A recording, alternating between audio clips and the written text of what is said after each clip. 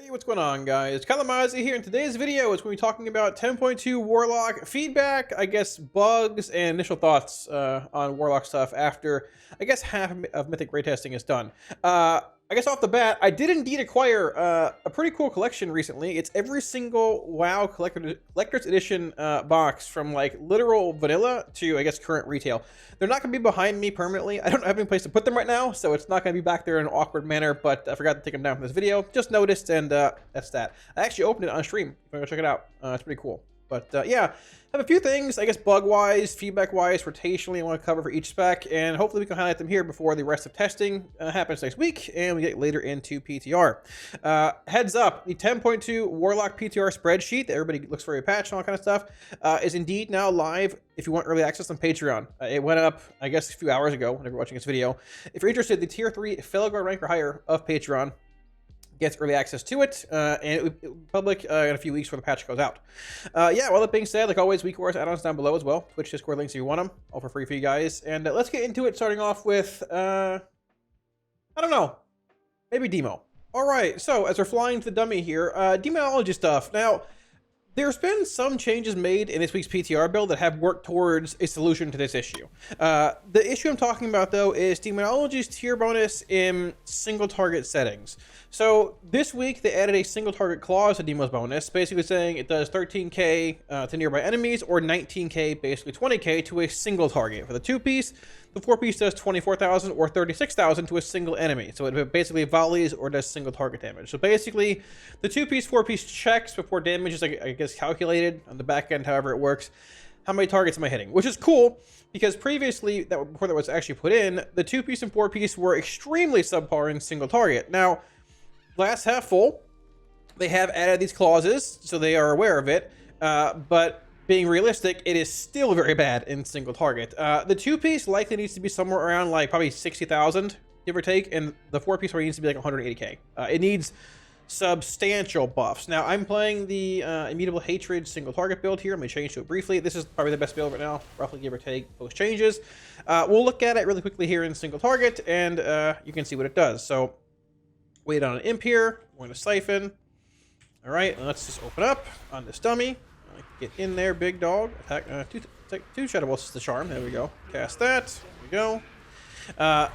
There have been times that I've had really good procs in RNG back to back, but for the most part, when I've just done normal cycling things, like you're not spreading multiple Doom brands in a single target. You don't have multiple ways to apply the effect. It doesn't stack or anything. So when it actually spawns in single target, which is relatively rare, the damage is not that impressive when it comes to overall contributions. Partially to the proc rate, also partially because Doom Brand, the 2-piece, just this effect right here is not hitting that hard, but it is indeed working with reductions. You can see 10, 6, and, well, that's that. And I'll cycle for another Tyrant here, roughly another half a minute, and we'll look at the 2-piece and hope the 4-piece procs. Like I said, once again, RNG is RNG. It sort of reminds me of whatever the eyeball is, this thing over here, Inquisitor's Gaze. There's times it procs back to back, like multiple times, and one Warlock is way ahead of the other one in single target with that, ability. Other times it doesn't really proc at all, and it feels sort of, awkward. I wouldn't mind there being like an internal, maybe like some kind of ICD added to it, but realistically, probably more so just like a buff to its proc rate, bad luck protection, something like that. But let's Tyrant here. A couple of hands. Got our dogs out. Got our Vile Fiend out, which is very strong right now. We're going to Tyrant again. Still haven't gotten a single Doomguard proc yet, which is a little unfortunate. But maybe we can get one here. And one more hand. Do we get it? We do not, but that's okay. You win some, you lose some. Keep going here. Maybe we'll get a proc at some point. Cast these dogs. We're going to see. Cast a hand. Bolt there. So now also at this point here, that was a good overlap there. But, so I want to hit on two things here. Number one, it's both the fact that, like, the RNG of it is awkward. The tuning is a little subpar. It's proc right there, actually, which is good. Also, the fact that there's times, like, right about now, if I cast this bolt, for example, I'm, like, just, I don't have Siphon off cooldown, where I sort of want to hold that bolt, being a Demon Bolt, and not cast it there, because I want to have my Doom brand up, active as much as possible, to spawn as many Doom Guards as possible. But with our core economy being changed and nerfed so much in this patch, there's times where you have to hold your Demon Bolts. because you want to apply Doombrand, whether it's single target or AoE, and it feels pretty awkward. So there's a change to that, possibly, a solution, potentially. But first things first, so we have 2 piece. This thing proc again, it's alright, doesn't matter. Still not even on the meter here, really. It proc twice, one right there. We were looking at, let me see here, Doombolt Volley being 2.4%. This is our 4 piece. Our 2 piece, you gotta scroll down. It is right here, below my Helm enchant, just barely below Tyrant. Both are in a sad state right now. So Doombrand, like I said, likely needs to be like probably 60k. Like 3 times, I guess, yeah, 3 times the amount, which will probably put it somewhere around like here, 3.6 to 4. And probably Doombolt Volley probably needs to be like, I don't know, probably like 120k, which will probably put it somewhere around like here-ish, roughly, maybe a bit less. But either way, they added the single target clause. So that's nice. They know it's not working well in single target, it needs buffs. But hopefully, after testing this week, they can actually tune the numbers, because it is still very apart in single target, even though Demo in general looks to be good in single target. Now, a solution to holding Demon Bolts could quite possibly be making it either Shadow Bolt or Demon Bolt that apply Doombrand. Because even when it comes to like AoE, right? For example, let's say we're in Plus, casting Shadow Bolt feels terrible when you're doing AoE and building shards for implosions and all that. But if I'm in Plus, casting spells, tyranting and doing whatever, setting up things, casting Vital Fiend, the AoE feels weird. But doing all this, right? Like, you can weave these like Demon Bolts around and stuff, but at the same time, like, there's times right now where I have no cores, nothing at all. But if Shadow Bolt applied it, I can go Shadow Bolt here, tab over here, Shadow Bolt again here, Shadow Bolt here, Shadow Bolt here, and apply multiple Doom brands. Say I didn't have Siphon up or whatever, and it would make it micromanagement so much easier, quality of life increase. In the end, I'd love Hand of Gul'dan to apply it all, like Hand of Doom. And then also have Hand of Gul'dan reduce the duration of them, which probably is not going to happen. But I think if you add Shadow Bolt as an option to the application part of this, so either Doom or so both Demon Bolt and Shadow Bolt applied Doom brand, that would be a pretty big quality of life increase. Tab targeting bolts around still going to be annoying in Plus, but I mean, you know, it's what it is. What it is. It would fix it. It would sort of make, I guess, the tab targeting issue and running out of cores a bit better in Plus, but also it would make it so you're not holding cores or having to hold a random core proc in single target, because we have no other cores coming in, because our core economy has been nerfed, well, a pretty good bit. So now getting into, I guess, the next thing here, shifting gears a little bit. So we have some new talent builds in 10.2. Currently, the best build looks to be like Grand Warlock's design, Immutable Hatred in basically every setting. Now, Portal and Pit Lord are very subpar right now. We'll hit on them briefly here. The issue I feel, you can even run Sims with this, because Sims work for PTR currently. If you run a build playing Tyrant and Ring of Tyranny, another Portal, and Pit Lord, you have the same peaks and valleys that we have in 10.1. They're not as high, but they're as low. Pit Lord is very undertuned, Portal's undertuned, but at the same time, it's still a large 3-minute cooldown, which has most of your damage in it. You're not playing Grand Warlocks, you're not playing Hatred, so you have less of the sustain profile, which once again, the peaks and valleys trying to get away from that, right? Pit Lord's undertuned. It needs to be buffed more, obviously. Portal also feels pretty bad. They tried to make it better by buffing it by 40% last patch, adding this as well, but I feel like there needs to be like Tyrant extensions with Portal, because it's going to come to a point where you just have to buff it enough where it's just like really strong on its own, but then at the same time, again, it's that huge peaks and valleys profile, and if Portal ends up being strong, you're in the same spot again. Like, it's sort of like a no-win scenario, because you're trying to get away from that profile, but it's very bad right now.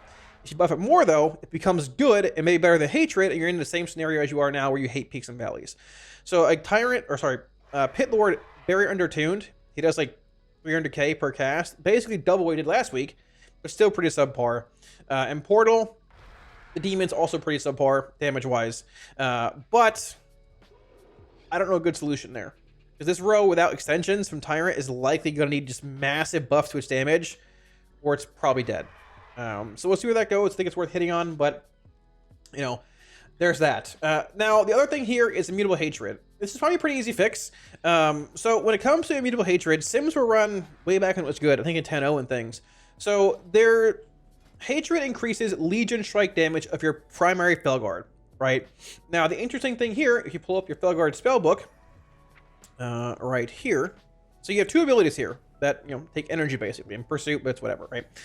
You have Legion Strike, which costs 60 energy with no cooldown, just energy based, right? And you have Fellstorm, which is a half-minute cooldown, and also costs 60 energy. You can see I have it on right now, but if I'm in a straight-up single target setting, it's better to turn Fellstorm off, even if you're actually playing with Felsunder as a talent, which we're not. It still sims higher in single target with Hatred to turn off Fellstorm and not cast it at all. You'll cast Demonic Strength, but you won't cast Fellstorm, and the reason behind that is because it takes energy. 60 energy, same as Legion Strike, means one less Legion Strike cast in single target, or wherever you're at playing Hatred, right? And when Hatred doubles the value of Legion Strike, it puts you in an odd scenario. So I think the best solution here, probably just remove the energy cost on Fellstorm. I don't think it makes a big of a difference. It's still a cooldown that it basically casts on cooldown with auto casts, but it's a half-minute cooldown. I don't think it will really break anything.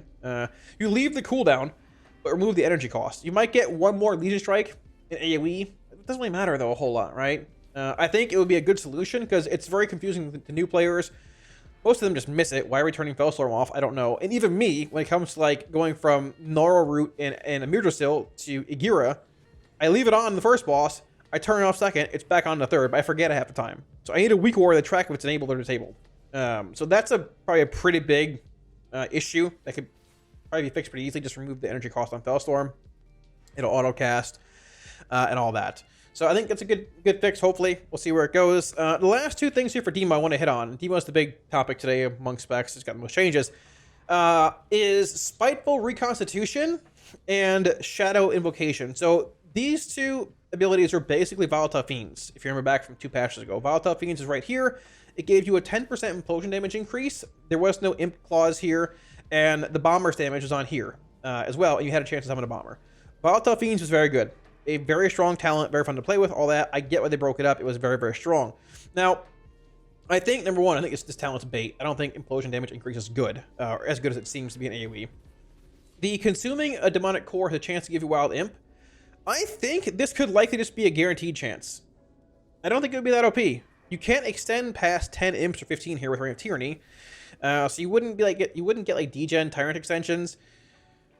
I think it'd be okay, because like the imp getting boss clause is gone. This might even be a concession to that. Like, hey, you have some imps coming back at times. I think it'd be okay, because our core economy's been hit a bunch. It would mean Siphon gives you 2 imps, like 1 per bolt cast, and dogs guaranteed 2. But I think it'd be fine. It would make it a lot more interesting and probably applicable in single target, and also better in AoE when you're like, you know, weaving in bolts for implosion cycles, right? But where it's at currently, if they don't want to add a guaranteed spawn per core cast or bolt cast, whatever, probably need to buff the implosion damage percent here, because in the end, if implosion's like 10% of your damage in AoE, and this talent here, just the bomber that it spawns, not even playing bombers, is like 3%, which is like 3 million damage. I mean, you're looking at like a 1 million damage increase versus like 3 million. You just play Shadow Invocation over this, which seems really awkward because like implosion's a large part of your damage, right?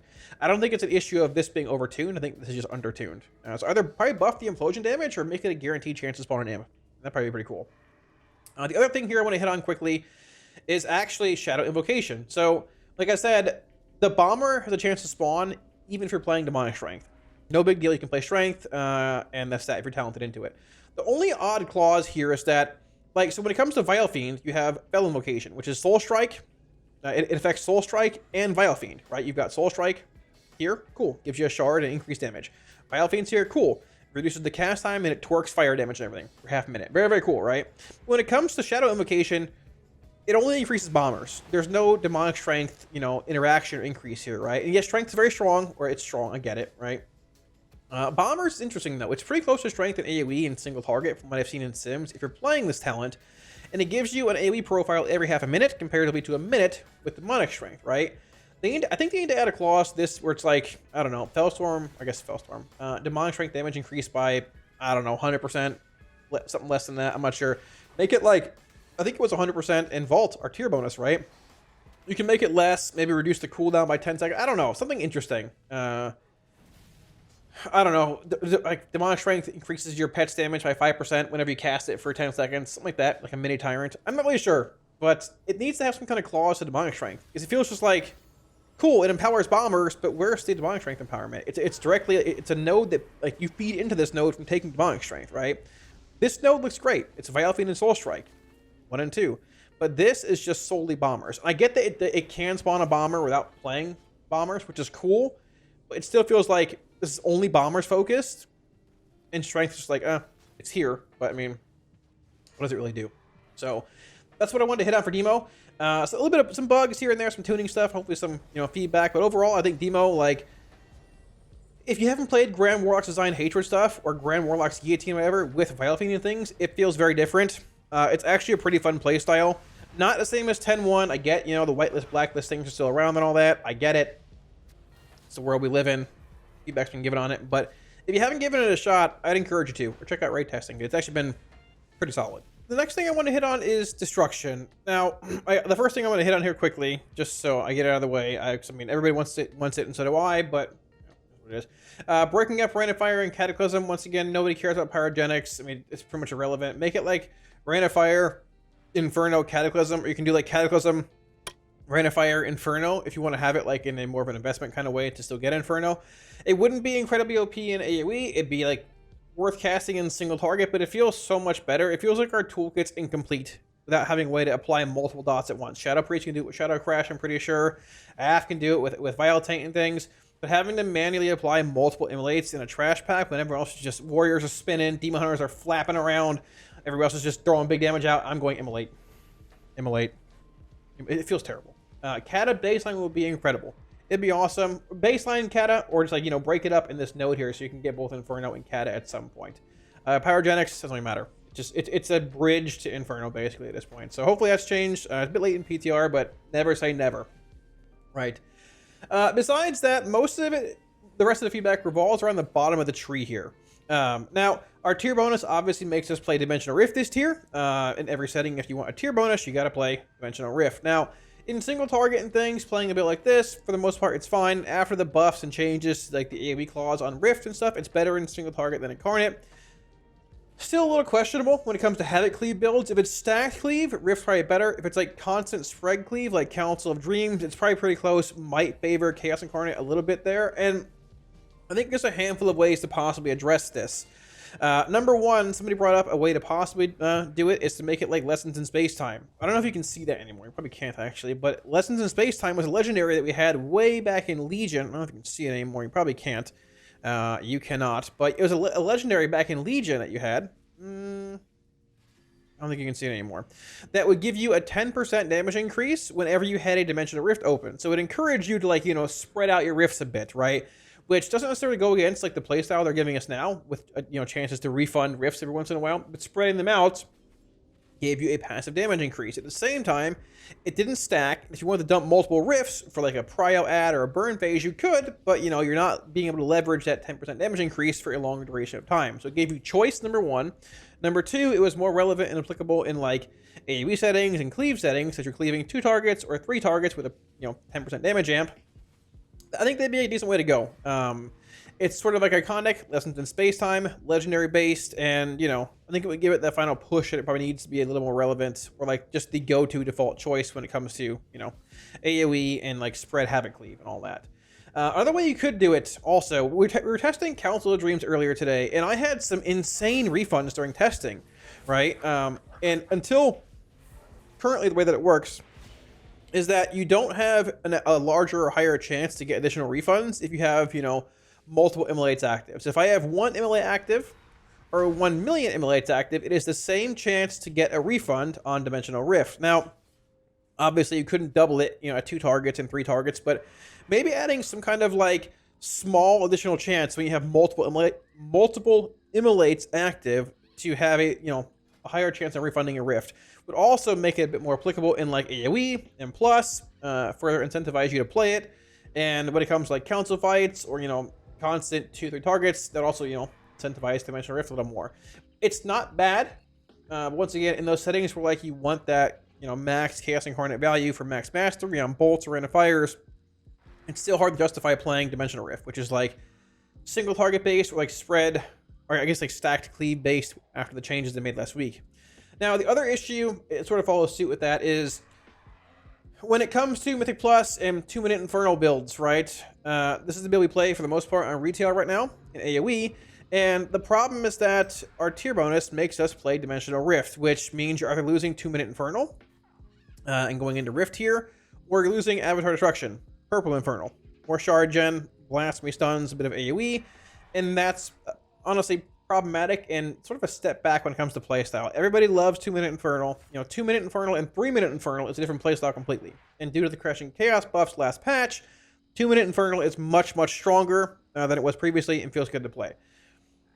Likely, if this stays the way that it is, and you want to go into Rift or whatever this node, probably Rift and Plus, you're just going to play the old build, which looks like this in AoE, but you lose 2-minute Infernal and have that awkward 3-minute damage profile once again. Now, a possible solution, which this probably won't happen because, I mean, that would give us all 3 capstones here, but could be to make Chaos Bringer and Power Overwhelming 1-point talent nodes, which honestly would probably be okay. Neither of them feel that powerful. Like, they're fine, but I mean, they don't feel incredibly powerful. They remove like the 25% buff to all these abilities from Madness and just buff them passively. So I think 15% and 10-10 is fine for a 1-rank talent, which would give us access to Dimensional Rift as well as Avatar as well as Grand Warlock Design. We'd have all 3 capstones, which does feel strong. I get it. I don't know if other classes have that in their trees, possibly, but for a tier, like a raid tier, and having a tier bonus that pushes us into a capstone talent, further limiting our power with other capstones, it might be applicable and okay. Because honestly, like, we're stacking a lot of value with 2-minute Infernal or Avatar to get Chaos Incarnate, or I guess Dimensional Rift, get this talent row here either way. So it's a possible option. It's probably not incredibly likely because, like, I mean, honestly, triple capstone probably isn't looked upon in a very positive light if you're a developer. Just like seems sort of OP, but want to throw it out there as a possible option. Besides that, so there are 4 different rifts you can open when you're playing when you're playing Dimensional Rift. The fire one from the 4-piece has been buffed. It's the best one. The second best one is like the little like rain droplets green one that shoots a bunch of little like ads out. The third best one is the shadow one. The worst one is the Chaos Bolt one. Let's see if I can proc it here. That's the best one. That's Fire Rift. This is also a Fire Rift. And this is this one, the green one. This one's terrible. This one does like a third of the damage of every other rift. They need to buff that Chaos Bolt Rift. It's really bad. Like, it's one big glob of chaos damage, which is cool, but like if you do a larger like single target test, you're looking at like 5%, 4.5%, 4%, like 2% on the Chaos Bolt one. So probably needs to be buffed a little bit. And yeah, let's go from there. Besides that, though, I mean, Destro is pretty similar to where it used to be. I wouldn't mind them adding a cast time reduction to Chaos Bringer. Maybe like nerf the damage from 15 to 10 on Chaos Bolt, add like a half-second reduction. Because some Chaos Bolt casts in like this raid with a lot of movement just feel glacially slow. Besides that, though, Destro feels like Destro. Same playstyle, you build charge, you dump Chaos Bolts. There's no madness, like, you know, maintenance window, but I mean, in the end, if we had the option of Chaos Bringer or the same duration on madness for this patch, I'd take Chaos Bringer. So that's basically it for Destro. Besides that, yeah, enjoy lighting things on fire. And the last spec I want to hit on here is Affliction. But honestly, there's not really a whole lot with Aff. There's one bug that I've forgotten what it is. I asked Splat, THC, they forgot as well. It revolves around Tormented Crescendo, and I think like your tier bonus. If you get like a Crescendo proc and you hit it fast at some point, it does something that's bugged. I forgot what it was. If you know what it is, put it down below in the comment section and I'll report it. I forgot what it was. I've looked at it for an hour. I can't figure it out. It's happened on stream, but I'm old. You know, my mind is going. But it's a bug. It might even be fixed this patch. I'm not sure, but it was a bug at least.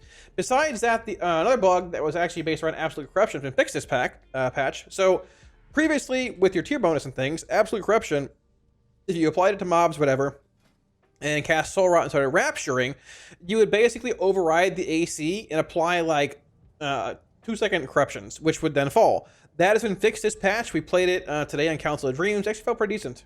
Just having to apply agonies on a council-based setting with mobs jumping around a bunch.